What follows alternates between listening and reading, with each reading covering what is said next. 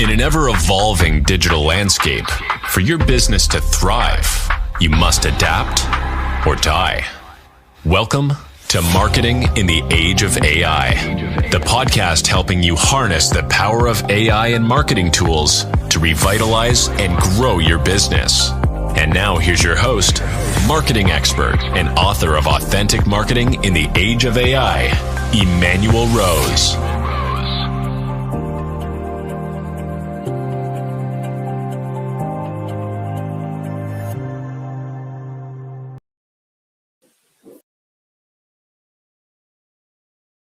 Welcome to this episode of Marketing in the Age of AI.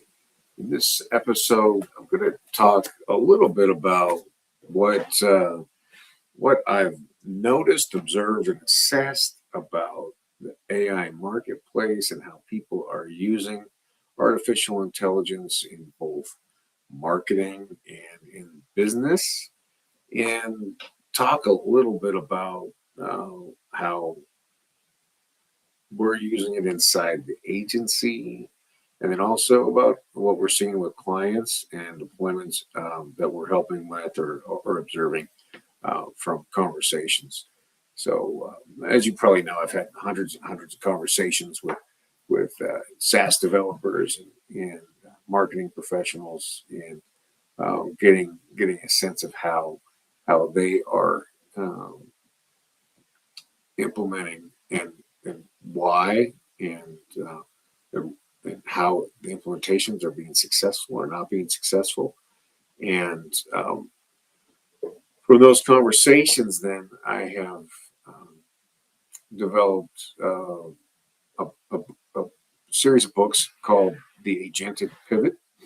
And the first book is the philosophy of this crossing the divide, crossing this theoretical chasm of concepts and testing into really building AI first organizations and building AI into the infrastructure of a business. And the second book in this Agentic Pivot series is about building autonomous workforces and actually building agents, AI agents that are always on, always working. And that's a really good experience in the last couple of months with the agents that I've built, and we'll talk a little bit about that. So this is the Agentic Pivot, and we're really working to take this from theoretical and from pilot into infrastructure. And we know recently we've seen studies that show that the AI deployments that are happening are not bringing in the expected or the purported ROI. And from the observations of professionals that I've been having conversations with, there's a few reasons for that. One is a lot of hype and over-promising from the AI consultants or from parts of the team. The other thing, and this is a critical thing, is a lack of planning and a lack of change management. These are big shifts that we're making in organizations. There's humans involved in making these changes. There's still a lot of anxiety and concern that AI is going to take people's jobs or replace them, and so we have to have a good plan. We have to then develop into really solid use cases where AI is the appropriate application. And sometimes it's not even AI, right? Sometimes it's just automations that are the appropriate applications. But we have to look at use cases, and the use cases should be places where there's tedious work, or where there's things that we're not good at or we don't like doing as an organization, or that are clicking and generating reports that are time wasters, and it can be done by automation, by API connections. So there's the problem. The solution is better use cases, and those use cases come from strategic planning, and the use cases are implemented by a quick reaction team. If you have those people in your organization, people who are AI interested or AI that are using AI, um, and then working to manage and monitor those those use cases and the applications that are being um, set on top of those use cases.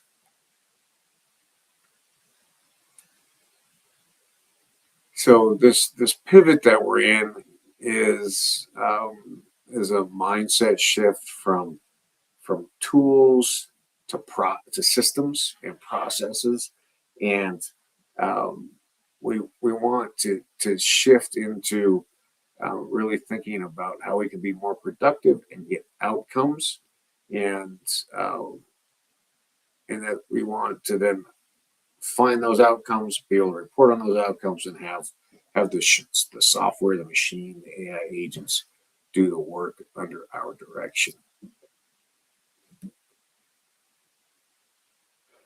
I have through my consulting work established a 10-step process, and this the sequence of events is um, what I consider to be the fundamentals of how an organization can implement AI in a clean and financially productive process.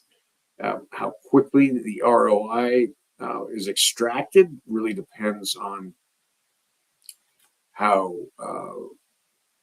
sophisticated technologically your organization is, and how quickly these things can be implemented. Sometimes smaller business units or smaller companies can move through this very quickly, but in general, this process is an 18 to 36-month process to be able to um, build a governance plan, have the shadow AI brought to surface, and have everybody on the same platforms, um, coordinating your innovations team, and training them, and then building the strategic plan um, in order to, like we were talking about earlier, get good use cases, and also build a change management plan, and stay in contact with the people who are experiencing change from the AI implementation. And then we really obviously have got to have secure data, and aggregate our data into an accessible data lake is one of the terms for it, so that we have places to go and grab accurate data, or our automations are actually focused on good connections with our ERP system and our CRM and our accounting systems. Um, Once we have that data lake taken care of, then we need to go through department and role by role, the strategic operating procedures, the SOPs, and a great tool that I built for that. That's a strategic SOP. Helps walk through the process. I also have a great tool for the strategic planning, which is strategynavigator.ai. So these tools I've built based on the need for clients to have access to structured processes. Um, After we get the SOPs outlined in that step 6, then we can start to look at automation, and sometimes we're not even using AI necessarily, but we're just connecting with an API in order to bring in data into a dashboard that the executive team can see every day. Uh, it's not super sophisticated, but it is one of the uh, natural fruits of these labors to be able to start to bring reporting in a way that is no longer needs a lot of human interaction. After the automations, then we can start to look at the AI agents and kind of at the same time look at some custom solutions. We've built some really great tools for clients that are just solving one type of problem. It could be project management or project review, and and so the AI agents and the custom solutions come in together at the kind of at the tail end of this process, and then the continual process of measuring all these KPIs. So we establish the use cases, we build quick pilots, then we expand the pilots, figure out the automation or AI agents, and then maintain contact with the deliverables that are valuable to the business and producing a savings in time for the humans or potentially profitability, the final profitability. So in this first phase, we need obviously the CEO and the leadership team to be committed to action and to create a sense of urgency, as John Cotter, the change management genius, talked about. We've got to bring in the processes by which are approved uses of AI, so that there is good security around intellectual property and personal identifiable information and plans and procedures, so that we're not training the LLMs for everybody else and our competitors to get access to. And then, like I mentioned, that we developed this AI first team, this innovation team that will execute these initial projects and help to be evangelists for the AI transformation that the organization needs to go through. We really are looking at building each role, building and using custom GPTs, and these custom GPTs, which I have a training for, allow you to stack documents around tone of voice, brand voice, the overall way that you want to treat and develop your clients and prospects, and then constitution or soul documents, so that you're providing guardrails for the AI to answer questions for the business. And then it's one of the ways we start to consolidate the tribal knowledge or the internal processes that are unwritten, maybe even unspoken. And then we're building these visualized SOPs, which then we're able to move on to the next phase. And once we have the standard operating procedures, then we're able to get into automations and agentification, which is it continues to get, the agents continue to get more and more sophisticated, more and more capable. And the third book in this series, I think, will be about AI agent management and creation and management and how to manage your workforce. There will be the ability now, which we haven't had really in the past, at such scale, to build customized solutions and to take and create one-offs just for your company, just for your organization. And let's see, an example of that will be, let's see if I can get this to come up for us. So here's, I'm going to share with this tool that I've just released, still in a work in progress, but it is usable. And so I will see if I can get this to come up now, which is an ICP research tool. And then we're able to take that ideal client profile. There's a process by which the AI will go crawl websites and social links and help build an ICP. And then from there, then we are able to once we have that ICP built, then we're working to build out pieces of content to support the sales and education process inside that ICP. So that's a tool, a tool that I built to do client work for the agency, and now we've got it set up in a way where we can share that with the world, our thinking around that, and some of the processes that we found that are valuable. So that's an example of a custom solution, but we're always looking, if we can, to leverage existing solutions or build an AI agent, because the agent is going to be the software of the future, in my opinion.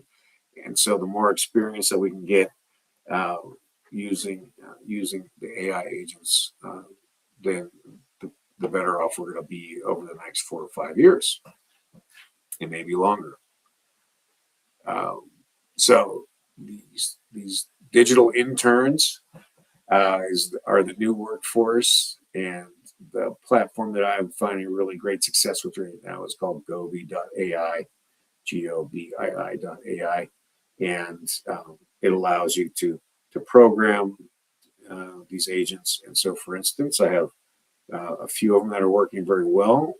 One is works for me on behalf of this podcast, and it is looking for CEOs of mid-market companies that are in the United States and in the manufacturing space. And so the agent goes and finds that person's information on LinkedIn, on websites, through other social, and populates a spreadsheet with information, and goes to a tool I call Full Enrich, which then buffs out and fills out that record so that we have good contact information. And we reach out with a calendar invite and a narrative around an invitation to be on the podcast. And in just a few weeks, I've been able to schedule quite a few number of guests on the podcast with that process. Done the same thing for the Nature Bound podcast, and then I'm using that same sequence and same idea to generate leads for the agency, for companies that are interested in looking at their AI processes and what in AI development. So the agents are accessible now, and they do take some training and some understanding about how to set them up and how to manage them, but they're phenomenal tools, and it's very exciting. So this idea that we have, we want to get the whole AI process kind of over the goal line and make it so that it is integrated into our tech stack as a permanent contributor, and that it's also turns into a profit creating center for us. And so part of what we have to do is make sure that we build the agents in ways that keeps their tasks small and definable and very observable and manageable, and then that way the agents don't end up with scope creep. So we have clear sequences, and then we also develop manager agents to help maintain that process.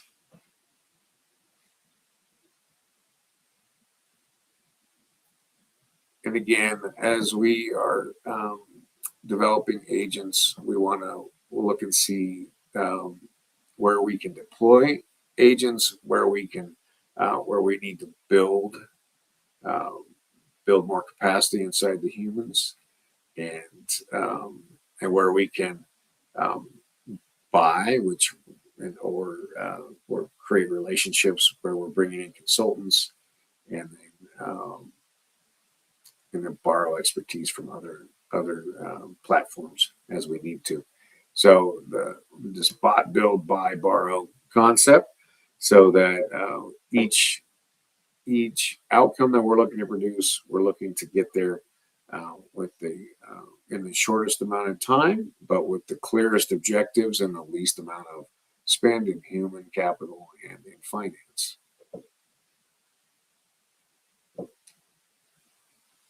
My belief continues to be that as we build out more and more of these AI systems who are creating opportunities for us or taking away um, work that we don't want to do in the human space, then it creates an opportunity for us to do the human part of business again, which is building trust, creating relationships, maintaining relationships, and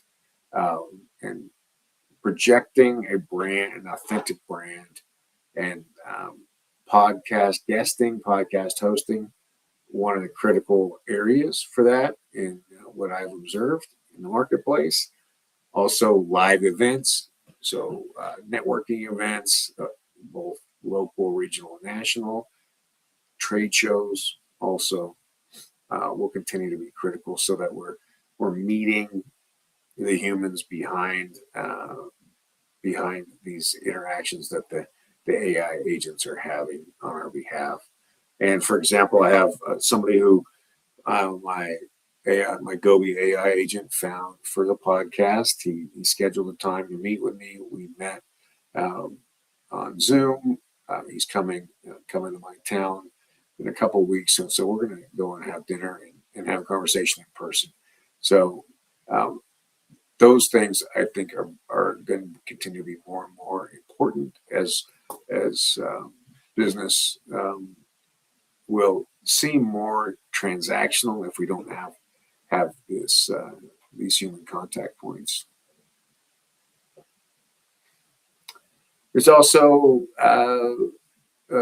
this changes that should be coming in the next couple of years, next 18 months or so, which will be the EU AI Act. There's also some regulation potentially from California or from the United States government, and so we need to start working with AI to get it in place, and then also stay in touch with the governance that will be developing over time, and that's something I'll definitely stay in touch with and work to keep you apprised of as developments happen.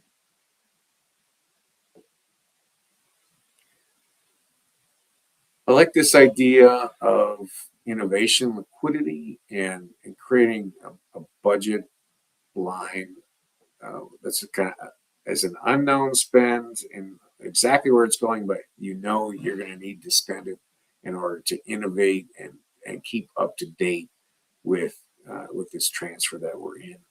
So it's a concept of 5 or 10% of your budget that can be applied to AI agents, AI consultants, AI software development, and that way you're not flat-footed on the finance side, and you can take advantage of some of these changes that are happening for your organization. And as we were talking about earlier, this is a roadmap, and it takes time to implement. It's realistically 18 to 36-month journey, and the foundation phase being governance and data security, your strategic planning, your implementation team, SOPs, and then making sure that the CEO is in, or the leader of the organization is in touch with all those moving parts and getting outcomes that are on time for that phase. And then this integration phase where we actually build out applications, we build out functioning times and tools, and continue to orient the tools and the processes to the KPIs, and then ultimately the custom AI and the custom agents are going to be the differentiator in the business, and continue to allow your people to do high value, high human work versus versus monotonous, busy work. And so my directive to you as you're listening to this is to stop firefighting around AI and start planning and designing and build a systematized, sequenced process through these steps that I've outlined.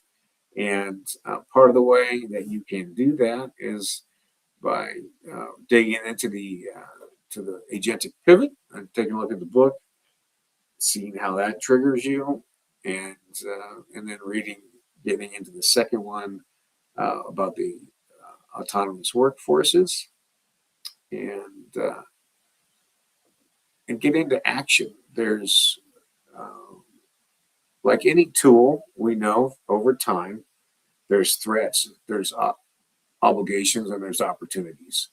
And so my focus is on integrating AI into the business in a way that frees us up to spend more time with the people in our lives, prospects, clients, friends, and family, ourselves and our self-care, and allowing us to be more creative in the work that we do.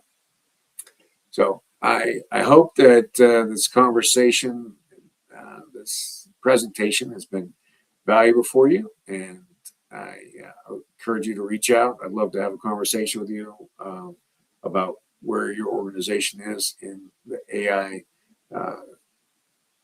infrastructure process. You can find me on LinkedIn or by Googling or Chat GPT Emanuel Rose, or finding me at EmanuelRose.com. Thanks for joining me, and we'll see you soon. Thanks for listening to Marketing in the Age of AI.